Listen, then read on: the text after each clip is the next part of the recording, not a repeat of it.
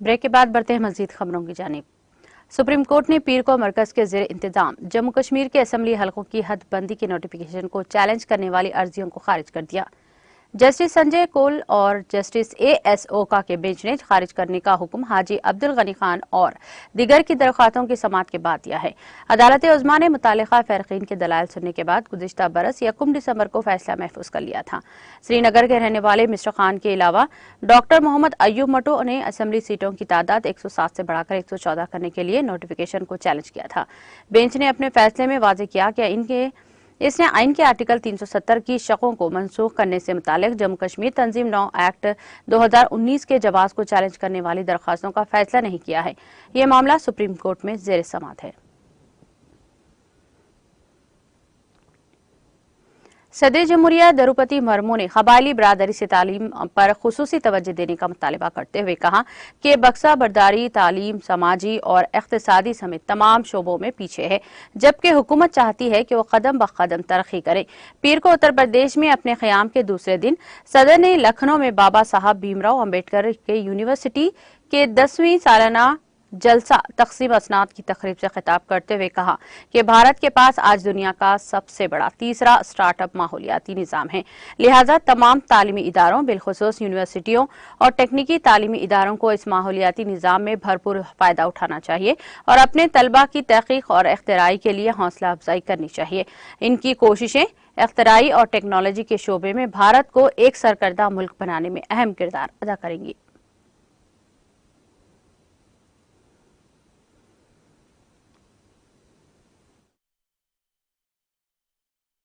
दीक्षांत समारोह में भाग लेने का अवसर प्राप्त हुआ। डॉक्टर भीमराव अंबेडकर मेरे लिए भगवान के समान है। भीमराव अंबेडकर कुछ ऐसे किए थे जिसके लिए मैं आपके सामने खड़ी हूँ।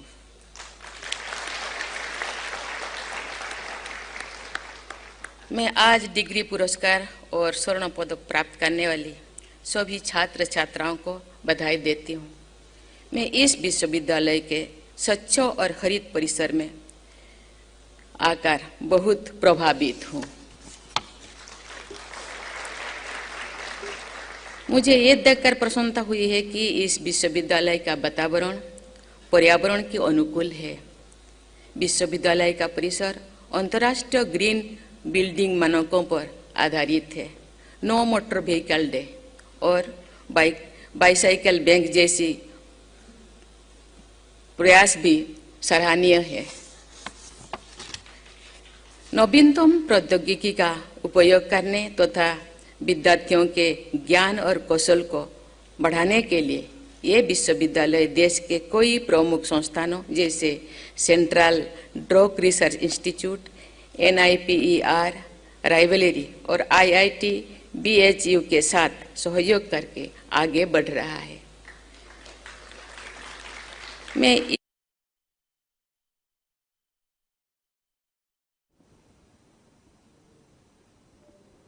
वज़ीर आज़म नरेंद्र मोदी ने पीर को कहा कि हिंदुस्तान का मकसद 2024-25 तक दिफाई बरामदात को $5 बिलियन तक ले जाना है और वो दिफाई पैदावार करने वाले ममालिक की सफ में पहली शामिल होने के लिए तेजी से आगे बढ़ेगा। मोदी ने यहां एरो इंडिया 2023 का इफ्तिताह करने के बाद कहा, हिंदुस्तान ने पिछले 8-9 सालों में अपने दिफाई शोबे को तब्दील किया है। हम इसे सिर्फ आगाज समझते हैं। हमारा मकसद 2024-25 तक दिफाई बरामदात को $5 बिलियन करने ले जाना है। हिंदुस्तान अब दिफाई पैदावार करने वाला ममालिक में शामिल होने के लिए तेजी से आगे बढ़ेगा। उन्होंने कहा कि आज हिंदुस्तान न सिर्फ आलमी दिफाई कंपनियों के लिए एक मार्केट है बल्कि पार्टनरशिप भी है और इस ममालिक के लिए भी अहम मौजू पार्टनर के तौर पर उभर रहा है जो अपनी सिक्योरिटी जरूरियात को पूरा करना चाहते हैं। हमारी टेक्नोलॉजी सस्ती होने के साथ साथ ईमानदारी के साथ काबिले एतमाद भी है। वज़ीर आज़म ने कहा कि तेजस लड़ाका तैयारा, मुकामी तौर पर तैयार करदा INS विक्रांत और तमाम आत्माकुरम helicopter factory make in India की ताकत की मिसालें हैं। उन्होंने जोर देकर कहा कि 21वीं सदी का हिंदुस्तान ना तो कोई मौका जाया करेगा और न ही अपने ख्वाबों को हासिल करने के लिए सख्त मेहनत करने से पीछे हटेगा। उन्होंने कहा कि आज का हिंदुस्तान तेज दौर तक पहुंचता है और फौरी फैसला करता है। उन्होंने कहा कि अमृत काल का हिंदुस्तान एक फाइटर पायलट की तरह आगे बढ़ रहा है। कारोबार करने में आसानी की सिमत में हिंदुस्तान में की गई असलाहत की आज पूरी दुनिया में बहस हो रही है और हिंदुस्तान ने आलमी सरमायाकारी और हिंदुस्तानी इख्तराई के लिए साजगार माहौल पैदा करने के लिए कई इक़दाम उठाए हैं।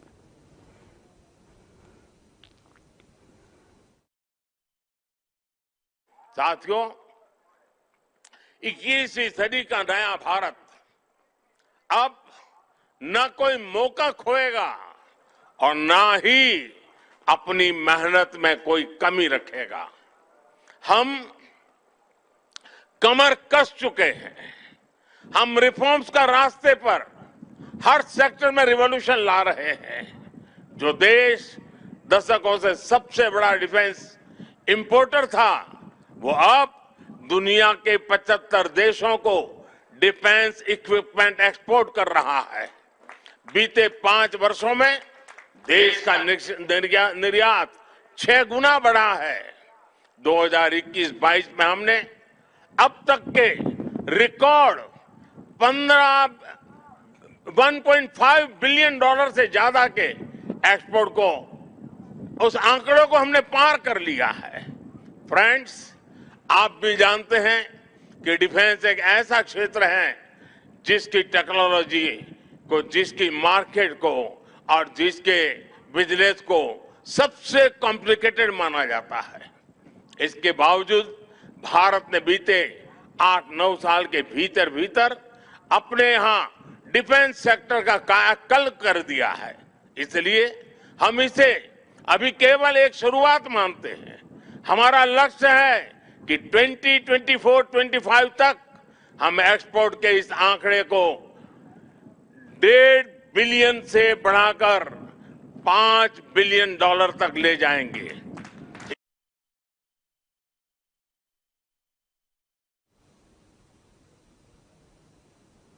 चीफ जस्टिस डीवाई चंद्रचूड़ ने पीर के रोज जस्टिस राजेश बुंदेल और जस्टिस अरविंद कुमार को सुप्रीम कोर्ट के जज के ओहदे का हलफ दिलवाया। इसके साथ ही अदालत उज़्मा में 34 जजों की मंजूरशुदा तकमील मुकम्मिल हुई है। जस्टिस चंद्रचूड़ ने सुप्रीम कोर्ट के अहाते में जस्टिस बुंदेल और जस्टिस कुमार को हलफ दिलवाया। सदर जमहूरिया द्रौपदी मुर्मू ने 10 फरवरी को इलाहाबाद हाई कोर्ट के चीफ जस्टिस राजेश बुंदेल और गुजरात हाई कोर्ट के चीफ जस्टिस अरविंद कुमार को सुप्रीम कोर्ट के जज के तौर पर तकर्री का मंजूरी दी थी। वजारत कानून साज व इंसाफ ने इसी दिन दोनों जजों की तकर्री के बारे में अलग अलग नोटिफिकेशन जारी किया था। चीफ जस्टिस डीवाई चंद्रचूड़ की जेर क़यादत कालाजीएम ने 31 जनवरी 2023 को जस्टिस बुंदेल और जस्टिस कुमार को सुप्रीम कोर्ट के जज के तौर पर तरक्की देने की सिफारिश की थी। इससे कबल 6 फरवरी को सुप्रीम कोर्ट में 5 जजों ने हलफ उठाया था, जब जस्टिस चंद्रचूड़ ने जस्टिस पंकज मित्तल, जस्टिस संजय कौल और justice P V. Sanjay Kumar, justice Ehsanuddin Amanullah और जस्टिस मनोज मिश्रा को अहदे का हलफ दिलवाया था।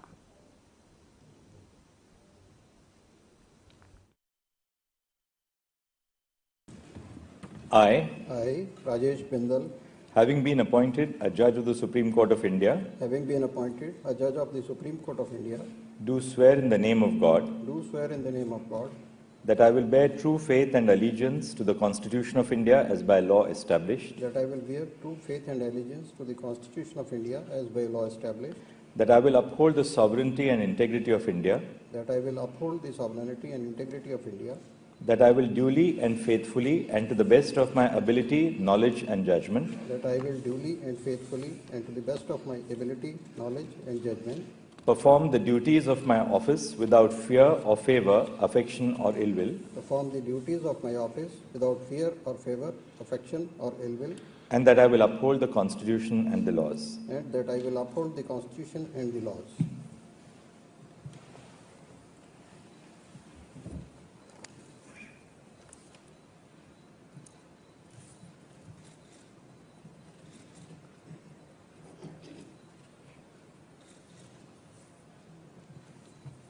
I, Arvind Kumar, having been appointed a judge of the Supreme Court of India, having been appointed a judge of the Supreme Court of India, do swear in the name of God do swear in the name of God that I will bear true faith and allegiance to the Constitution of India as by law established, that I will bear true faith and allegiance to the Constitution of India as by law established,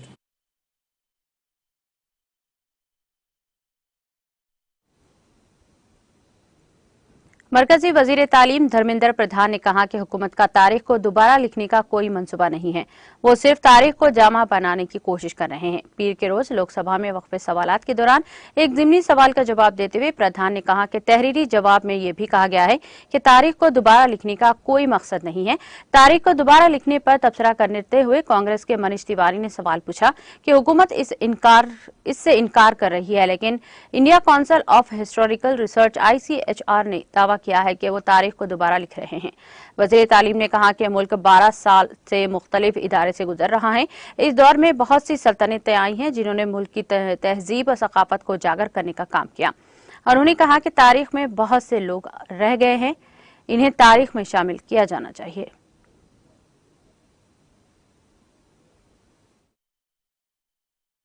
Shri Subbarayan जी ने पूछा है कि ICHR इतिहास की पुनर्लिखन कर रहे हैं क्या, लिखने की परियोजना शुरू की है क्या? हाँ, पुनर्लिखन परियोजना शुरू करें। उत्तर हमने बड़ा विनम्रता से दिया है, ऐसा कोई योजना रीराइट करने की नहीं है, जिसके बारे में अच्छे अंग्रेजी शब्द में आदरणीय मनीष तिवारी जी ने थोड़ा उसको और लचीला बनाया है। सरकार के ऐसे कोई उद्देश्य नहीं है किसी इतिहास को पुनर्लिखन करने के लिए। लेकिन आपने सही कहा है, क्योंकि प्रश्नकर्ता आपके आदेश से तो जो प्रश्न उसी का उत्तर दिया जाता है। उन्होंने कहा क्या ICHR इतिहास के बारे में कोई प्रकल्प लिया है क्या? मैं इस सदन को आपके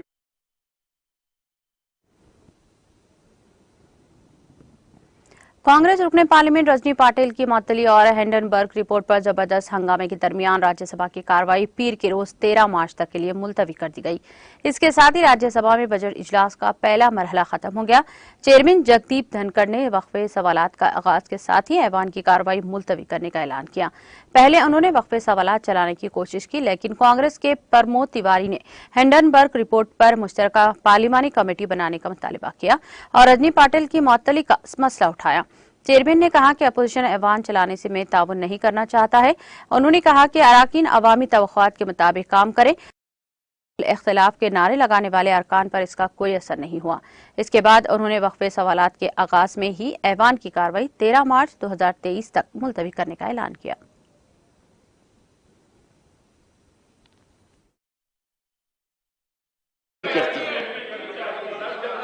I will take up the question hour now.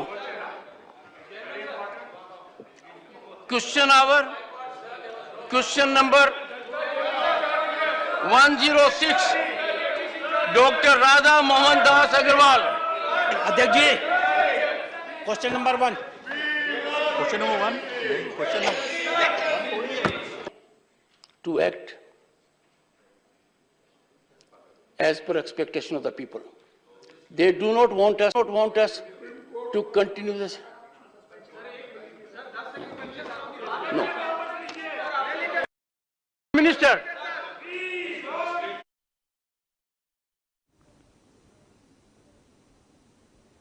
Parliament के रवां बजट इजलास के दरमियान मुख्तलिफ मसाइल पर हिकमत अमली तय करने के लिए पीर के रोज अपोजिशन पार्टियों की मीटिंग हुई। पार्लियामेंट हाउस में वाक़ राज्यसभा में अपोजिशन लीडर और कांग्रेस के सदर मल्लिकार्जुन खड़गे के दफ्तर में मुनाकिद होने वाली इस मीटिंग में आम आदमी पार्टी और समाजवादी पार्टी ने इस मीटिंग में हिस्सा लिया। आपके संजय सिंह ने मीटिंग में शिरकत की। मीटिंग में जिस मसाइल पर बातचीत हुई, इनमें अडानी मामला और गुज़िश्ता हफ्ते ऐवान बाला में खड़गे की तकरीर को रुकावटें से खारिज करना शामिल है।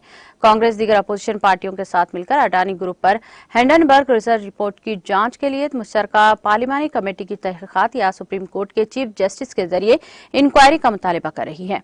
हिंडनबर्ग की रिपोर्ट में दावा किया गया है कि अडानी ग्रुप की कई दहाइयों के दौरान स्टॉक की हेराफेरी और अकाउंटिंग फ्रॉड स्कीम में मुलविस रहा है।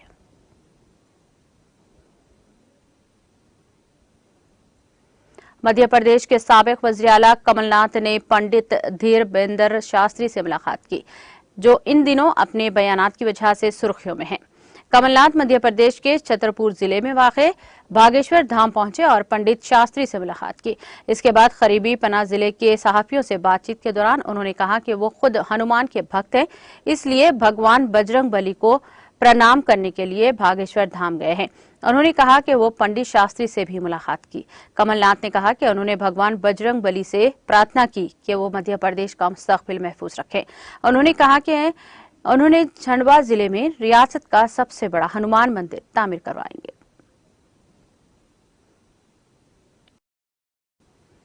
पीडीपी सदर और साबिक वज़ीर आला महबूबा मुफ्ती का कहना है कि हम हदबंदी कश्मीर कमीशन को सिरे से ही मुस्तरद किया हुआ है, लिहाजा हमें इस बात से कोई फर्क नहीं पड़ता कि इस बारे में अदालत का क्या फैसला आता है। उन्होंने इल्जाम लगाया कि असेंबली नशिस्तों में सरे-नौ हदबंदी दरअसल इंतखाबात में धांधली का एक अमल है जो इलेक्शन से पहले अंजाम दिया जाता है। हम आपको बता दें कि अदालत उज़्मा ने पीर को जम्मू कश्मीर में असेंबली और पार्लिमानी नशिस्तों की सरे-नौ हदबंदी को चैलेंज करने वाली अर्जी को खारिज कर दिया। उन्होंने दफा 370 और तंजीम-ए-नौ एक्ट वो पहले ही अदालत उज़्मा में पेंडिंग है, तो इस पर फैसला कैसे दे सकता है। मौसूफा साबिका वज़ीर आला ने इल्जाम लगाया कि हदबंदी दरअसल इंतखाबात में धांधली का एक अमल है जो इलेक्शन से पहले ही किया जाता है। उन्होंने कहा कि बीजेपी के हक में अक़लियती फ़िरक़े को अक्सरियती फ़िरक़े और अक्सरियती फ़िरक़े को अक़लियती फ़िरक़े में तब्दील कर दिया गया है। एक सवाल के जवाब में इनका कहना था कि हर किसी की आखिरी उम्मीद अदालत होती है और एक गरीब अदालत के सिवा और कहाँ जा सकता है।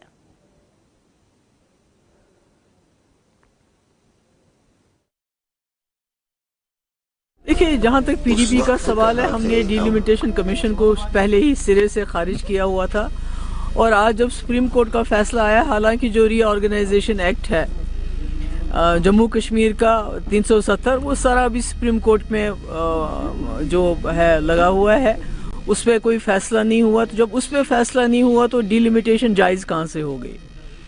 तो ये तो हमारी नज़रों में जायज़ नहीं है, पर अनफॉर्चुनेटली लोगों की जो आखिरी उम्मीद है वो कोर्ट्स होते हैं।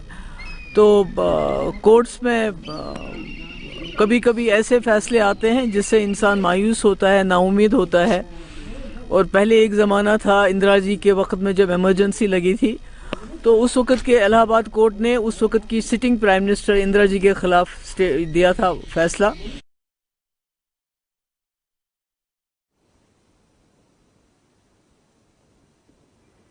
तुर्की में आने वाले तबाहकुन ज़लज़ले से मरने वालों की तादाद बढ़कर 29,605 हो गई है। Disaster emergency management authority AFAD ने ये इत्तला दी। AFAD ने एक बयान में कहा कि अब तक 29,605 अफराद हलाक हो चुके हैं। गुज़िश्ता पीर के रोज जनूबी तुर्की और शाम के कुछ हिस्सों में आने वाले ताकतवर ज़लज़ले से मजमूई तौर पर 30,000 से ज्यादा अफराद जाँ बहक और हजारों घर तबाह हो गए हैं।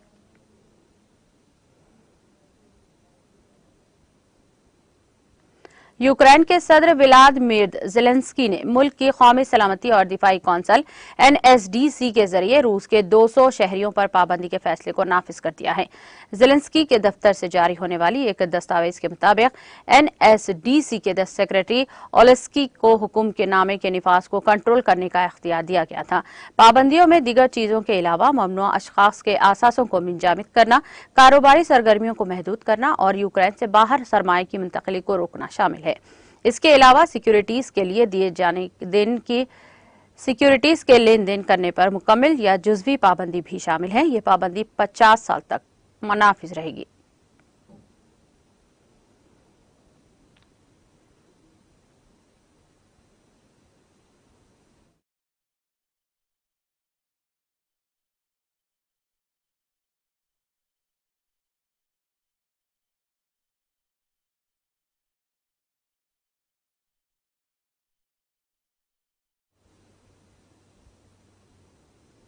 इख्तिताम से खबर एक नजर हेडलाइंस पर।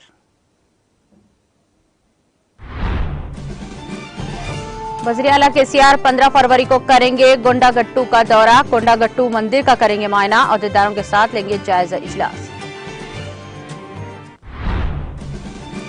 हुकूमत तेलंगाना की जानिब से हर साल की तरह इस साल भी हज के मौके पर किए जाएंगे बेहतर इंतजाम। हज 2023 ऑनलाइन दरख्वास्त के आगाज के बाद वज़ीर दाखिला मोहम्मद महमूद अली का खिताब। रियासती वज़ीर इंदिरा किरण रेड्डी ने जू पार्क की नई वेबसाइट और मोबाइल ऐप का किया आगाज। कहा, दाखिले का टिकट और गाड़ियां ऑनलाइन बुक करवाने की सहूलत हुई दस्तयाब।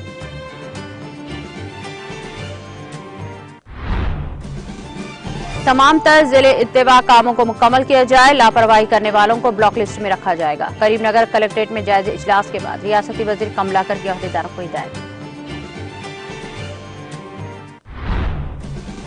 जम्मू कश्मीर असेंबली हलकों की हदबंदी का मामला, सुप्रीम कोर्ट ने हदबंदी के नोटिफिकेशन को चैलेंज करने वाली अर्जियों को कर दिया खारिज।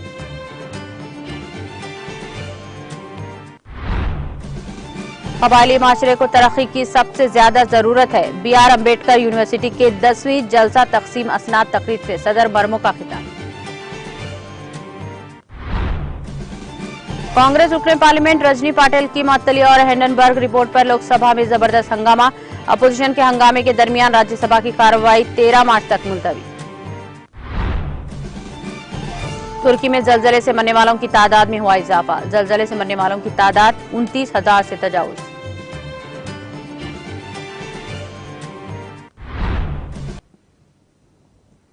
तेलंगाना एक्सप्रेस में फिलहाल इतना ही। दीगर अपडेट्स और प्रोग्राम के लिए जुड़े रहिए TTV के साथ। मुझे दीजिए सारी टीम के साथ इजाजत। अल्लाह हाफिज।